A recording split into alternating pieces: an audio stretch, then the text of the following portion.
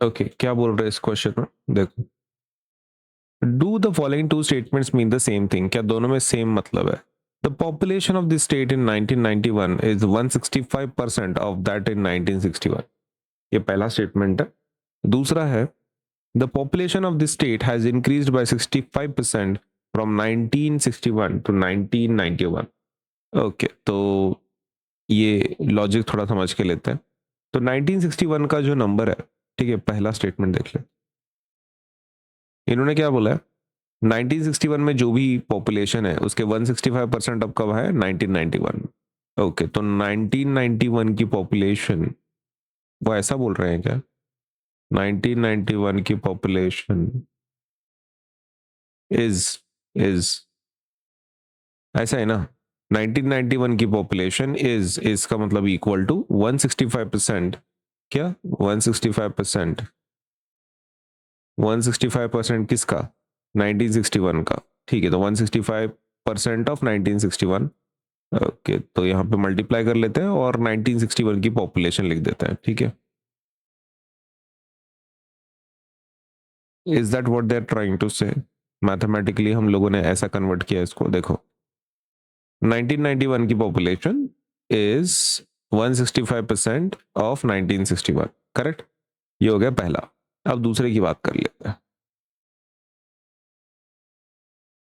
अब ये जो दूसरा है ना, दूसरा स्टेटमेंट, इन्होंने लिखा है population of the state has increased by 65% from 1961 to 1991।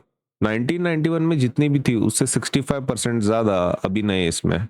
Okay, तो हम लोग ऐसा लिख सकते हैं क्या? वो ये ऐसा बोलना चाहते हैं कि 1991 की जो पॉपुलेशन है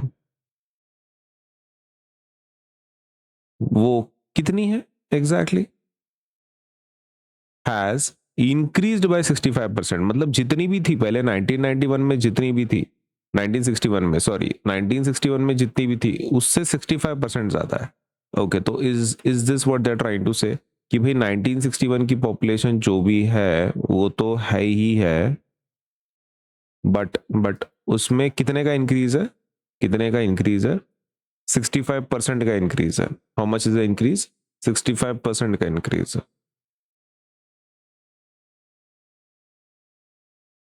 ऐसा ही ना?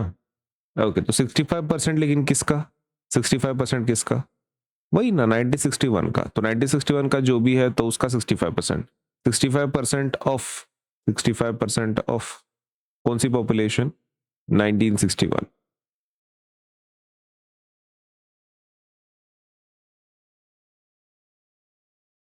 Is that correct? Okay, not correct. अभी इसको अपन ना थोड़ा सा नीचे लेते हैं, जस्ट वन। ओके, पहले इसको समझ के लेते हैं, सॉल्व करते हैं। अब तो ये 165% का मतलब क्या होता है? देखो, परसेंट का मतलब होता है डिवाइडेड बाय 100। बाकी जैसे कि वैसा, ये आपका 1961 पॉपुलेशन वगैरह व्हाटएवर। ठीक है, ओके। अभी एक काम करते हैं, ये ना थोड़ा सा अगर सब्स्टिट्यूट करते it becomes easy for us. 1961 की पॉपुलेशन अपन पकड़ लेते हैं एक्स, चलेगा? नहीं तो पी पकड़ लेते हैं, पी पकड़ लेते हैं, बिकम्स इजी। ओके, तो 1961 की पॉपुलेशन कितनी है? पी है। हम ऐसा कंसिडर कर रहे हैं, लेट 1961 पॉपुलेशन भी पी, तो अपन यहाँ पे पी लिख दिया, राइट? अब इसका आंसर क्या आएगा? दो जीरोज है आपके पास, तो दिस आंसर विल बिकम 1.65। ये 1.65 हो जाएगा ना, इसका डिवीजन कितना आएगा? 1.65। और ये इनटू पी बराबर है इनटू पी। ये आंसर है कब का? 1991 के पॉपुलेशन का, as per the first statement. Okay, अभी सेकंड स्टेटमेंट देखते हैं। ये 1961 का पॉपुलेशन कौन सा है?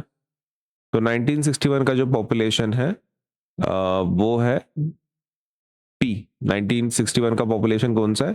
पी है। ओके, तो let us write down P और यहाँ पे प्लस लिख देते हैं। ये 65% का मतलब क्या है? ओके, तो देखो 65% का मतलब होता है डिवाइडेड बाई 100 और इनटू किसके साथ करना है? 1961 की पॉपुलेशन के साथ, और वो कितनी है? पी है। ओके, तो पी लिख देंगे। यहाँ तक ठीक? ओके, नाउ इसका मतलब क्या हो रहा है अभी, ये तो p का p ही रहेगा, दैट वोंट चेंज। इसका मतलब क्या होगा, 0.65 आ जाएगा, 0.65p। ओके, अब दोनों में कुछ कॉमन निकलता है, यस। क्या कॉमन निकलता है, p। p कॉमन निकलता है, हाँ। तो ब्रैकेट में क्या बचेगा, ब्रैकेट में बचेगा 1, है ना, 1 ही बचेगा, प्लस प्लस यहां से भी p उठा लिया तो वो आ जाएगा 0.65।